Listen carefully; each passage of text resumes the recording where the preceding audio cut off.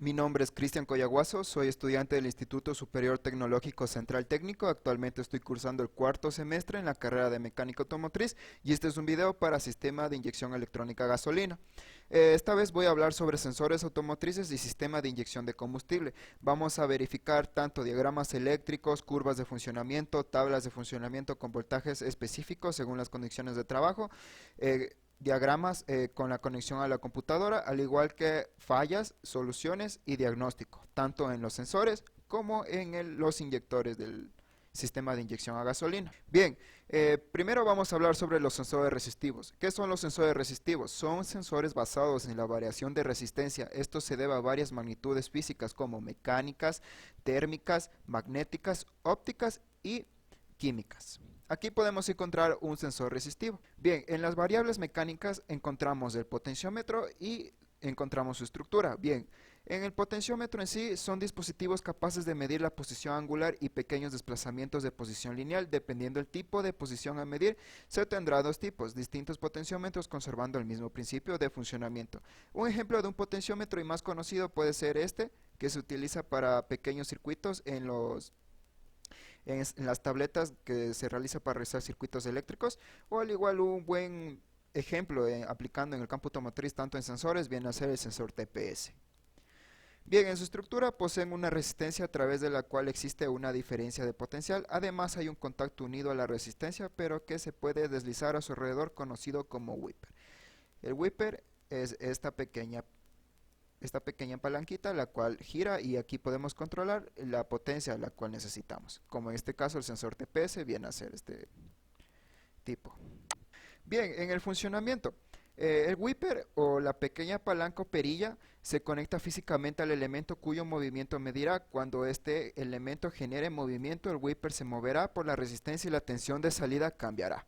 Al medir la tensión de salida podremos determinar cuánto se ha desplazado el whipper. Listo, entonces, este whipper se clasifica tanto en lineales, logarítmicos y antilogarítmicos.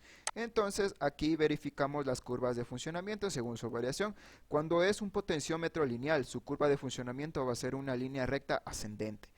Cuando es un potenciómetro logarítmico, va a ser una línea ascendente, pero esta línea va a tender a abrirse hacia la derecha. Y un deslizamiento de un potenciómetro antilogarítmico va a tender a abrirse de la forma inversa del logarítmico, quiere decir a la izquierda. Bien, en las aplicaciones se aplican para monitorear desplazamientos que excedan el desplazamiento desde 1 centímetro hasta 10 grados. Como dije bien, en esto nos sirve para la aleta de aceleración del sensor TPS.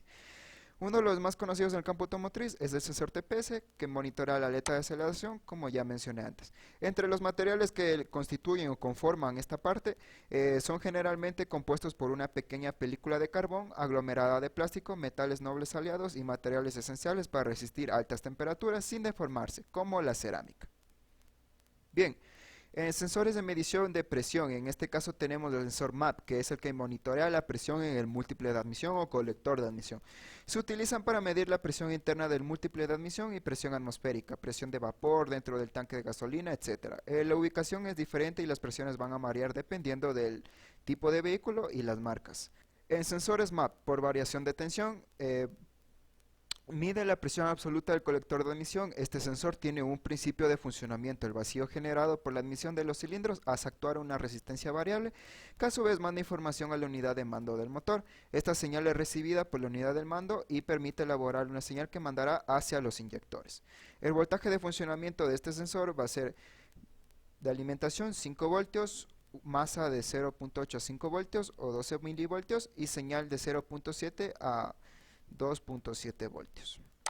Bien, el sensor MAP por variación de frecuencia tiene dos funciones: medir la presión absoluta del múltiple de admisión y la presión barométrica. Ambos envían una señal o información de unidad de mando sin arrancar el vehículo cuando está completamente abierta la válvula de la mariposa, corrigiendo la señal de inyector mientras hay una variación de altitud. Los voltajes de funcionamiento generalmente en esta parte se mide por hercios. Posee una tensión que oscila entre los 0.3 voltios, la cual indica el sensor se encuentra en funcionamiento óptimo manteniéndose constantemente, y en el caso de los hercios va a ser de 90 a 160 hercios. Va a oscilar esto con la ayuda de un osciloscopio, podemos verificar esta parte. Bien, en las curvas de funcionamiento. A medida que la presión dentro del múltiple de admisión se incrementa, el voltaje de señal disminuye.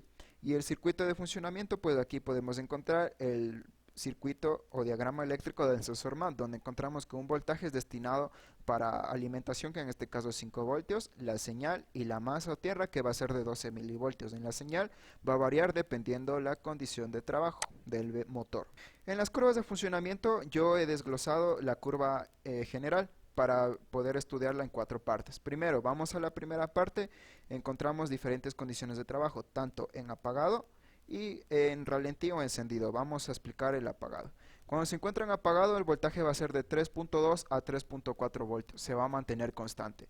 Cuando esté en ralentí o 800 revoluciones sin pisar el pedal de acelerador, va a ser un voltaje de 1.2 a 1.4 voltios. En la gráfica 3 encontramos una condición de 1500 revoluciones o puede ser de 1200 revoluciones igual. El voltaje va a ser de 0.4 voltios. Y cuando pisamos el pedal de aceleración hasta su carga máxima o hasta su máxima capacidad, que ya sería las 2500 revoluciones o superior a esto, como unas 3500 revoluciones, el voltaje va a ser de 5 voltios. Bien, aquí tenemos la gráfica general que había desglosado anteriormente. Como podemos verificar, cuando se encuentra apagado, el voltaje va a ser de 3.2 voltios.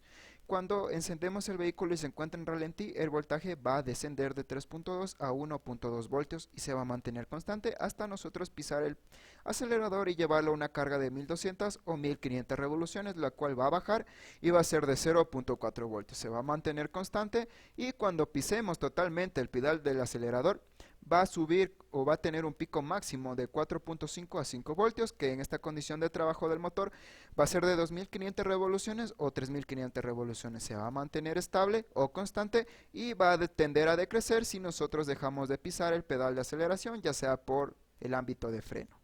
Bien, en el diagrama eléctrico de la conexión del sensor MAP, vamos a encontrar el diagrama eléctrico y a qué pines va conectado. En este caso, la alimentación va a ser de 5 voltios, obviamente, y va a ir conectado al pin número 42 de la computadora. La señal del sensor MAP va a ir conectado al pin número 23 de la computadora y sensor ground o tierra va a ir conectado al pin número 83 de la computadora. Aquí podemos encontrar una tabla que nos ayuda a conectar de mejor manera, está más especificado en los manuales de reparación, va a depender de acuerdo al vehículo y la marca. Aquí encontramos los pines de conexión del sensor MAP. En este caso es un sensor de 4 cables. Cabe recalcar que en el sensor MAP existen de 3 cables y 4 cables. Bien, una vez que analizamos el sensor MAP, vamos al sensor MAP, el cual es el que mide el flujo que ingresa al múltiple de admisión o al colector de admisión.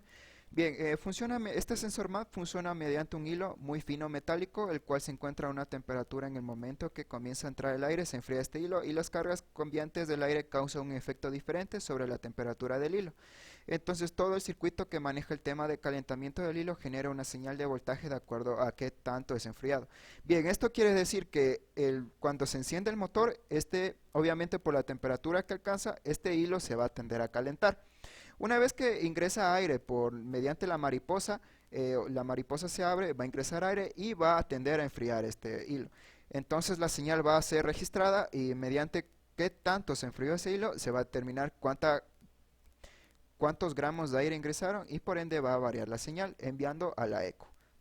Bien, en el funcionamiento, mide el flujo de aire que ingresa al motor. Este dato viaja hasta la PCM por medio de un cable cual envía una señal de voltaje que cambia de acuerdo al flujo. Los voltajes de funcionamiento va a ser en alimentación 5 voltios, masa o tierra 12 voltios y la señal va a ser de 0.6 a 4.7 voltios o hasta 5 voltios, oscilando según las condiciones de trabajo, en este caso según los gramos que ingresan, los gramos de aire. Como podemos ver en el oscilograma o la curva de funcionamiento va a tender a tener obviamente fluctuaciones porque esto va a ser según la cantidad de aire que va ingresando al motor mediante el múltiple de admisión. Como podemos ver, empieza desde 1 voltio, sigue fluctuando hasta subir hasta los 5 voltios, que sería una carga máxima en el motor, como 2500 revoluciones o 3500 revoluciones. Una vez que se bajó las revoluciones en el motor, va a tender a decrecer hasta llegar a 0.8 voltios o hasta la cantidad en donde se mantenga la condición de trabajo del motor. Bien, el diagnóstico del sensor MAP implica una revisión visual del circuito y sus componentes. El paso del sensor debe estar libre de impurezas para poder funcionar correctamente.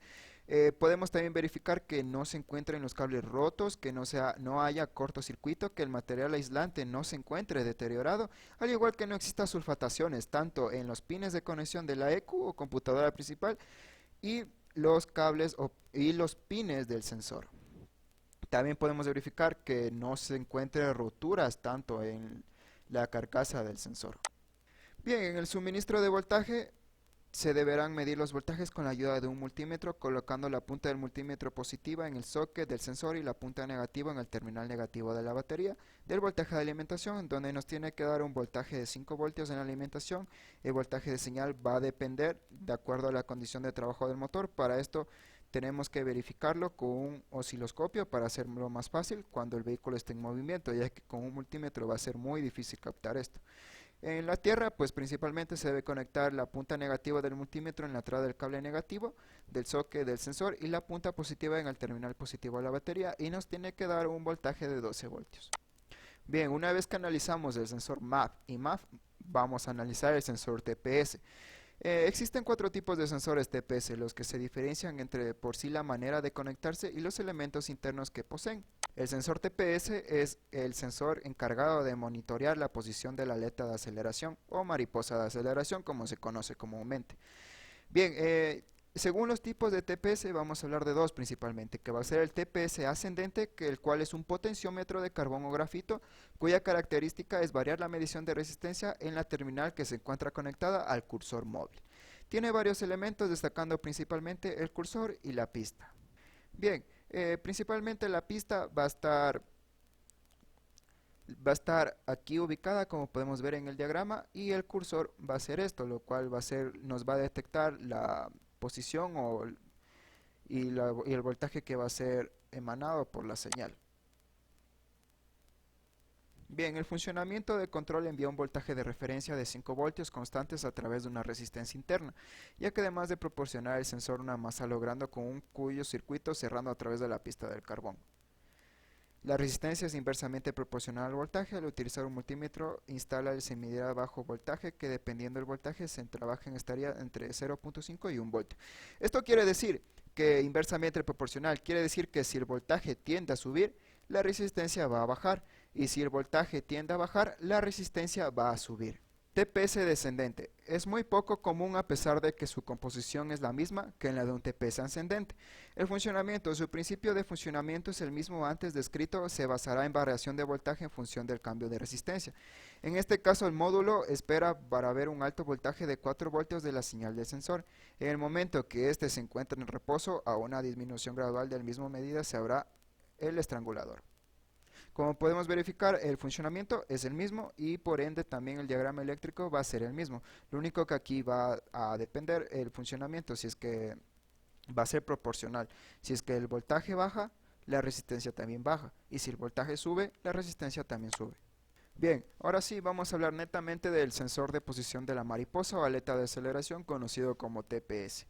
Está montado en el cuerpo de aceleración y convierte el ángulo de la aleta del cuerpo de aceleración en una señal eléctrica. A medida que el papalote se abre, el voltaje de señal se incrementa. Lo que hablamos con papalote se refiere a la aleta de aceleración o mariposa de aceleración, que va a estar de 0 grados cuando está apagado el vehículo, va a estar fluctuando cuando se encuentra en ralentí, y cuando aceleremos, según la carga, ya sea alta o baja, se va a abrir hasta unos 90 grados.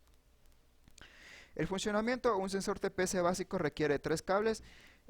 Un cable es de 5 voltios que se suministra desde la PCM, que viene a ser la alimentación, la señal es emanada hacia la ECU, y va a tener un cable de tierra. Pero también va a haber un sensor TPS que va a contar con 4 cables, que el cuarto cable es destinado para el switch de validación en ralentí. Bien, en los voltajes de funcionamiento del sensor TPS encontramos el diagrama eléctrico. Como podemos ver, aquí tenemos un diagrama eléctrico para un sensor TPS de 4 cables, lo cual tiene un cable destinado para voltaje, un cable destinado para la señal, un cable destinado para masa o tierra, y la señal de ralentí que acabé de mencionar. De igual manera podemos verificar el potenciómetro, y al cual va conectado la PCM. Aquí hay otra forma de registrar o implementar un diagrama de TPS. Igualmente tenemos el TPS de 3 cables y el TPS de 4 cables. Aquí es una forma más fácil de entender. Tenemos un cable de alimentación, un cable de señal y un cable de tierra. El cable y la resistencia variable, porque además del sensor TPS como un potenciómetro, también es conocido por ser un sensor de resistencia variable. De igual manera con el sensor TPS de 4 cables, uno de alimentación, uno de señal, uno de tierra, y aquí tenemos la simbología de un switch, el cual representa el cuarto cable de switch de validación en ralentí. Ya, el sensor TPS con ralentí, que es el de 4 cables, incorpora un interruptor adicional conocido como contacto de ralentí. Este interruptor se cierra cuando la aleta del cuerpo de aceleración está cerrada. En el momento que la PCM mide 0 voltios en ese terminal, cuando la aleta de aceleración se abre, el interruptor se abre y la PCM mide el voltaje en dicho terminal. Como mencioné antes, el voltaje de aceleración, cuando nosotros no pisamos el pedal de aceleración, el voltaje va a ser 0 voltios. Cuando nosotros pisamos el pedal, ya sea a la mitad o a su máxima capacidad, el voltaje va a ser de 5 voltios, independientemente de la condición de trabajo que se encuentre el motor. Bien, aquí encontramos la tabla de funcionamiento del sensor TPS de 3 cables. En 800 revoluciones o ralentí, la aleta de aceleración se va a abrir de 8 a 10 grados. En 1500 revoluciones, la aleta de aceleración se va a abrir de 40 a 50 grados, y en 2500 revoluciones o superior, como unas 3500 revoluciones, la aleta se va a abrir de 80 a 90 grados. El voltaje de señal va a ser de 0.08 en ralentí, 2.5 en 1500 revoluciones y 5 voltios en 2500 revoluciones. No va a pasar de esto si se encuentra en una condición óptima. El voltaje de referencia o alimentación en todas las condiciones va a ser de 5 voltios. El voltaje de tierra va a ser de 12 milivoltios, igual en todas las condiciones. Y la resistencia va a tener los mismos valores que el voltaje de señal, como de 0.8 kiloohmios, 2.5 kiloohmios y 5 kiloohmios. Bien, en la curva de funcionamiento del sensor TPS de 3 cables vamos a encontrar la condición de trabajo aquí abajo, y los voltajes vamos a encontrar en la parte superior izquierda. Como podemos determinar, en 800 revoluciones, como no estamos pisando el acelerador, se encuentra un voltaje de 0.08 en la señal. Una vez que nosotros pisamos el pedal de aceleración y llevamos al motor hacia unas 1500 revoluciones, la aleta se va a abrir de 40 a 50 grados y el voltaje va a ser de 2,5 voltios. De igual manera, si seguimos pisando el acelerador hasta llevar una carga máxima de 2500 revoluciones o superior, el voltaje va a ser de 5 voltios. Y si la seguimos llevando hasta una revolución superior a 2500 revoluciones, se va a mantener constante, y en el momento que dejemos de pisar el pedal de aceleración y por ende se disminuya la velocidad y las revoluciones del motor, va a tender a decrecer hasta llegar a 0.08, que es en la señal. Bien, esta es la curva de funcionamiento del switch de validación en ralentí. Como mencioné antes, cuando no se presiona el pedal de aceleración, el voltaje va a ser de 0 voltios. Y cuando nosotros presionamos el pedal de aceleración, el voltaje va a tender a subir a 5 voltios, ya sea en 1500 revoluciones o 2500 revoluciones. Como vemos, se mantiene constante. En el momento que dejamos de pisar el pedal de aceleración, desciende a 0 voltios nuevamente y vuelve a tender a subir si volvemos a pisar el pedal. Como podemos verificar, es una onda cuadrada muy semejante a un sensor de efecto Hall. Bien, en la tabla de funcionamiento con el switch de validación en ralentí se mantienen las mismas condiciones de trabajo, los voltajes de señal siguen igual, el voltaje de referencia o alimentación sigue igual, el voltaje de tierra se mantiene igual y la resistencia también. Lo único que cambia y implementado es el voltaje de switch en ralentí, que en 800 revoluciones sin pisar el pedal se encuentra en 0 voltios. Cuando pisamos el pedal, ya sea 1500 revoluciones o 2500 revoluciones en el motor, va a llegar a 5 voltios. Bien, en la conexión del sensor TPS encontramos el diagrama y a qué pines va conectado en la computadora o ECU. Listo. Un cable va a ser destinado para la alimentación, que va a ser de 5 voltios, va a estar conectado en el pin número 20 de la computadora. La señal del sensor TPS va a estar conectado en el pin número 24 y sensor ground o tierra va a ser conectado en el pin número 85 de la computadora. Bien, en diagnóstico y prueba del voltaje entre terminal de 5 voltios y de masa. Primero tenemos que desconectar el sensor y medir el voltaje en el terminal de alimentación. Luego tenemos que observar una lectura de 5 voltios por si en el caso se encuentra en funcionamiento óptimo. De no ser así, puede existir problemas en el circuito o en la PCM y debemos verificar inmediatamente para así descartar errores. Bien, ahora vamos a la prueba de voltaje entre terminales de 5 voltios y masa en el conector de la PCM.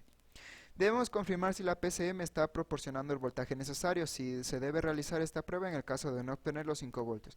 Esto fue en la prueba anterior que pudimos verificar. Si obtenemos directamente una lectura de 5 voltios, esta prueba será netamente del arnés de los cables. En el caso de no obtener lecturas, en esta prueba la PCM puede encontrarse defectuosa, faltando algún voltaje de alimentación en masa o en este, y tenemos que verificarlo.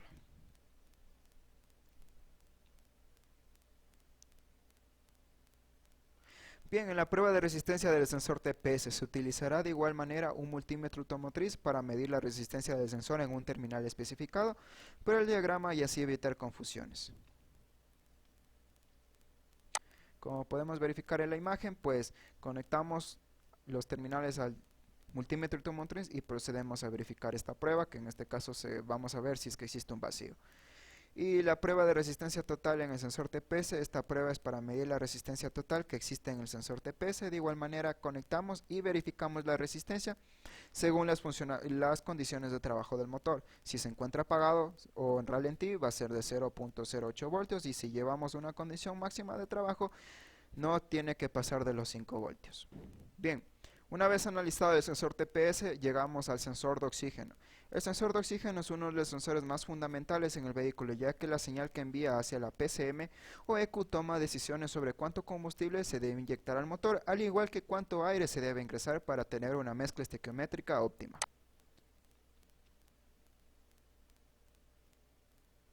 Bien, en los diagramas eléctricos aquí he representado un diagrama del sensor de oxígeno de un cable y de 4 cables. El sensor de oxígeno puede poseer de un cable hasta 6 cables. Esto quiere decir que si es que entre más cables va a mejorar la señal enviada hacia la PCM. Un caso igual es con el sensor APP. El sensor APP posee 6 cables. Vehículos de alta gama va a poseer 9 hasta 12 cables, lo cual nos indica que va a existir una mejor señal y se va a enviar al eco, y por ende se va a ingresar una mayor cantidad de combustible, mayor paso de aire y generar un buen funcionamiento óptimo en el vehículo. Como podemos encontrar aquí, se encuentra la simbología de tierra, encontramos la señal y encontramos la resistencia en el sensor de un cable. En el sensor de 4 cables, de igual manera, tenemos un cable destinado para tierra, un cable destinado para alimentación, un cable destinado para la señal. En la tabla de funcionamiento encontramos la condición de trabajo. Aquí va a cambiar, ya que aquí se va a registrar o trabajar mediante la condición de temperatura del motor. En 20 grados va a ser cuando recién se encienda el motor. En 50 grados cuando el motor tenga una temperatura media óptima de trabajo, y 95 grados a 100 grados va a ser cuando el motor genere o llega a su temperatura óptima de trabajo y cuando el electroventilador se va a encender. En el voltaje de señal en 20 grados va a ser de 0.2 voltios, en 50 grados va a subir de 0.8 voltios y 95 grados va a ser de 1 voltio. Igual manera, el voltaje de resistencia o el voltaje de referencia o alimentación va a ser de 5 voltios, el voltaje de tierra va a ser de 12 milivoltios en todas las condiciones, y la resistencia va a tener los mismos valores que el voltaje de señal, 0.2 kiloohmios, 0.8 kiloohmios y llegando a 1 kiloohmio.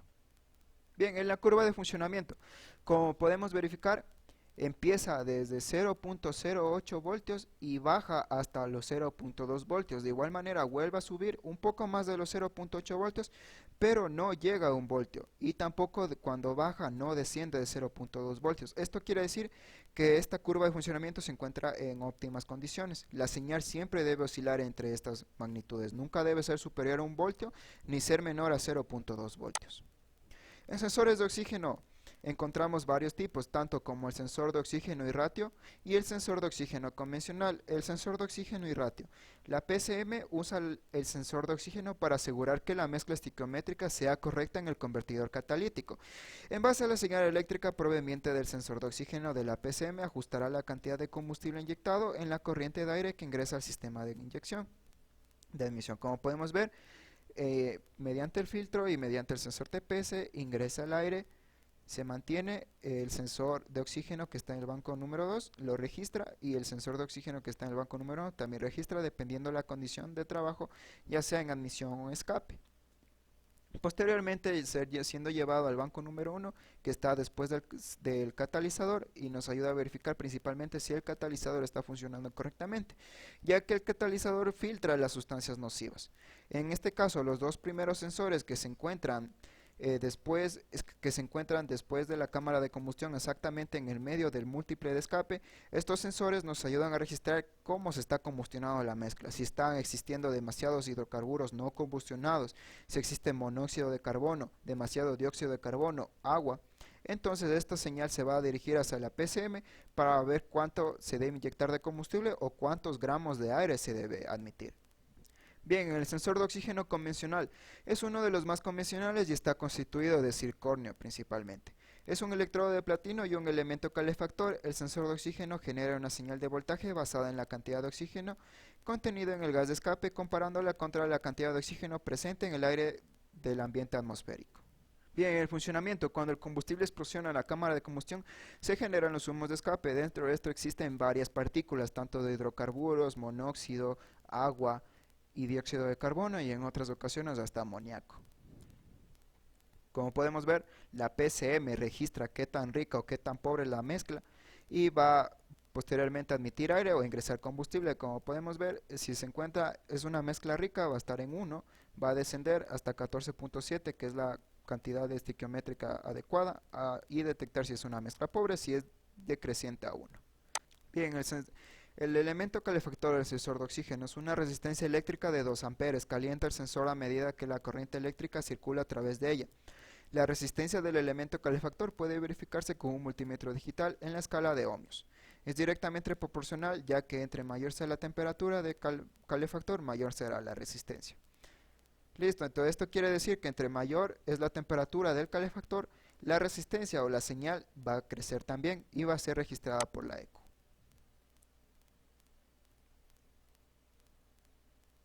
En el diagnóstico del calefactor, se verificará con un multímetro automotriz o digital. Entre mayor sea la temperatura, mayor será la resistencia. Entonces debemos conectar las dos puntas del multímetro en las terminales del calefactor y verificar según la resistencia en la temperatura del motor. Esto quiere decir que si es que el motor del vehículo se encuentra a una temperatura de 20 grados, la resistencia no tiene que ser mayor, no tiene que ser 5 voltios, tiene que ser menor o igual a 0.08 voltios. Si se encuentra a 50 grados, igual, no puede ser mayor a 5 voltios, tiene que mantenerse en un rango de 2.5 a 3 voltios. Y en el caso de que ya esté en una temperatura óptima de trabajo, ¿cómo podemos detectar esto? Cuando el electroventilador se enciende. En ese momento se debe registrar una resistencia y un voltaje de 5 ohmios y voltaje si fuera el caso. Si tenemos esto en los rangos establecidos, podemos detectar que el sensor se encuentra en un funcionamiento óptimo, y en el caso de no ser así, tenemos que descartarlo. En la conexión del sensor de oxígeno, un cable va a ser conectado en el pin número 7 de la computadora. La señal de HO2 va a ser conectada al pin número 87 de la computadora. Sensor ground o tierra va a ser conectado al pin número 86 de la computadora, y el man relay o relé principal va a estar conectado en el 3, pero esto tenemos que verificar lógicamente en la caja fusiblera del vehículo.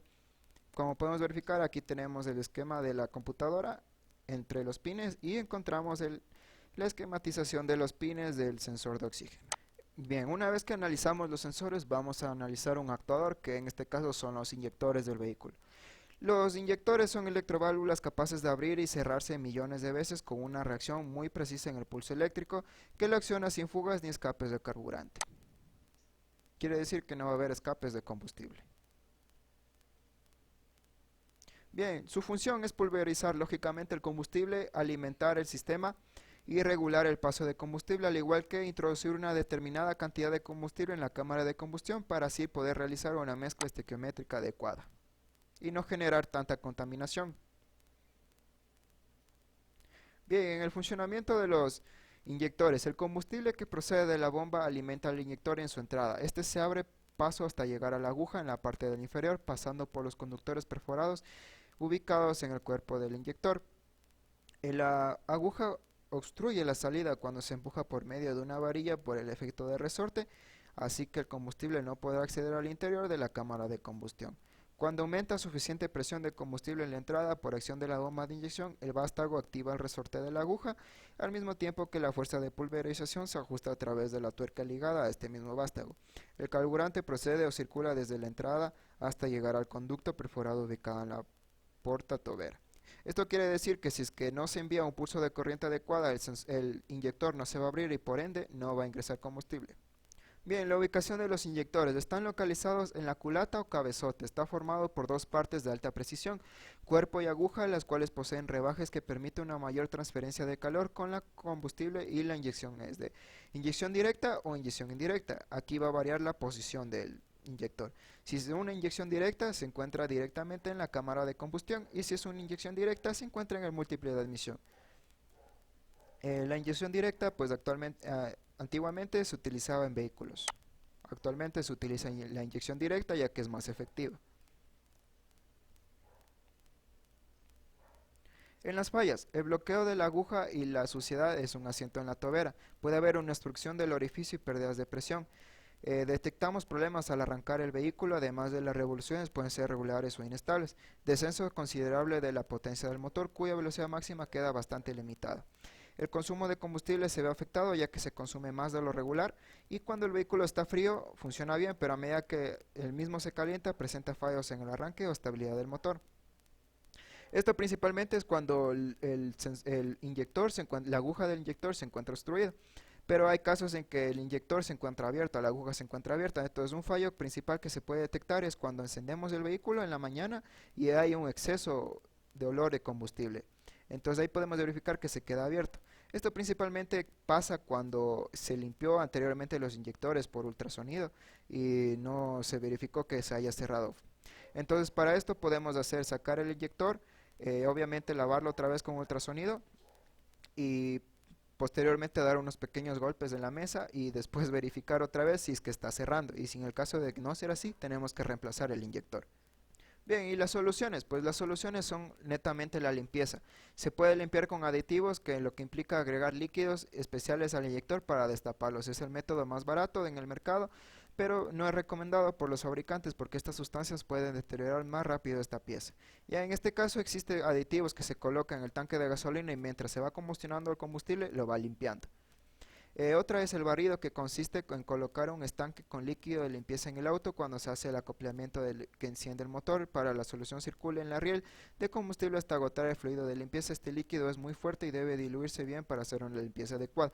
Bien, el barrido, o también conocido como canisteres, no es tan recomendable en vehículos que son viejos, porque este método hace que cuando un vehículo ya es viejo va a haber holguras, y estas holguras van a ser tapadas por la carbonilla que se genera en la combustión. Entonces en este caso podemos decir que la carbonilla le está ayudando a hacer un cierre hermético en la cámara.